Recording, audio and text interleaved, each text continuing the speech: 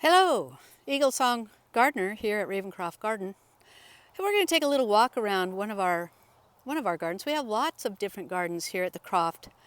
I like to think of it as having a lot of different organs in one's body. So here we have the Seven Sisters Garden. This is a garden that was established when 7 women came from the WOOF program. That's the Willing Workers on Organic Farms program, but I think it's called something different now. So anyway, we had a stack of concrete that was here for years, and when 7 women showed up, the energy was available to create this amazing outline of a garden. So it's a boundary. We use urbanite. This is the broken concrete that is available oftentimes in the city, so that hence the name urbanite. And then we also use stones. RavenCroft, actually, there were no stones on this garden when we first came. Every stone here was hand carried here by someone. That to us shows an incredible amount of love, a lot of picnics in the mountains. And so what's in the garden? This Seven Sisters Garden, or the Pleiades Garden is another name, after Pleiades, the 7 sisters in the sky. So here we have, I think the best part for me right now, mid-April, we have blooming Narcissus, fragrant Narcissus mix. This is awesome medicine. It can be harvested in the form of bouquets that go around the house. I like the dainty little flowers, and so every year we plant bulbs in the fall, because I know that in the spring I'll have something to look forward to. And here's another tree, a Viburnum. This is an ornamental Viburnum called Dawn, and this Viburnum blooms all winter with these beautiful pink flowers, and it's fragrant to boot. So when we talk about natural scent therapy, we're talking about fragrance.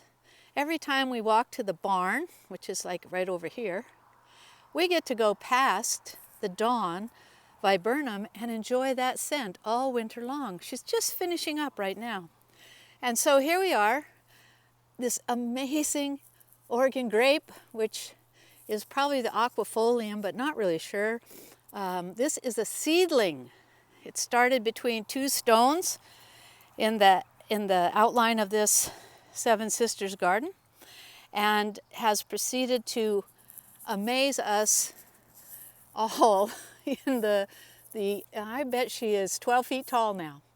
What a splendid example of a plant that most of the time you never get to see doing its own thing. So what else is in this garden? I wanted a garden that had medicine, had beauty, had fragrance, all of it, which we would call that old-fashioned cottage garden, the garden right outside the door. You got to see that Oregon grape. We use those flowers in our dandelion wine since they both bloom at the same time. Gives a nice sour taste. So we have angelica, we have sweet woodruff, violets, lavender. This is a beautiful English lavender. It's the best tasting lavender I've ever grown. Lavenders come in all sizes, shapes, and flavors, so knowing what each one's good for is a really good idea. This is a Numaboshi plum tree here. So we can have just amazingly diverse garden filled with medicinal herbs, pulmonaria. These are all pulmonaria that were rescued from seedlings that have strewn themselves about. Put them in last year. Sally lifted them and put them in.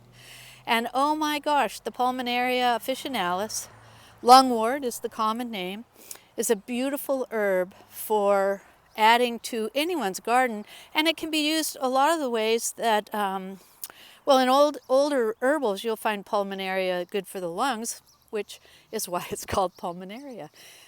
All right, there'll be a lot more coming up as summer goes on.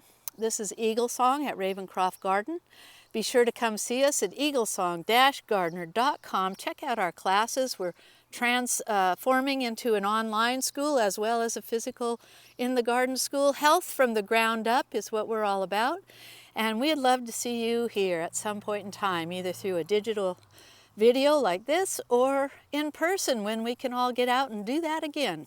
So eaglesong-gardener.com, where health from the ground up is a way of life.